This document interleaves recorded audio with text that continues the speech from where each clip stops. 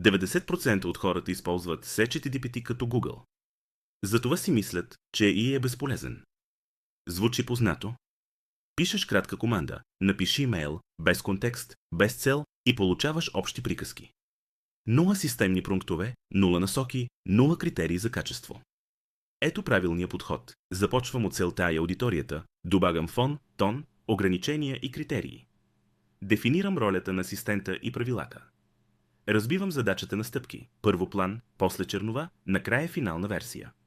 А когато е нужно, стартирам агенти. Единият прави проучване, вторият изгражда структура, третият редактира за SEO и стила на марката.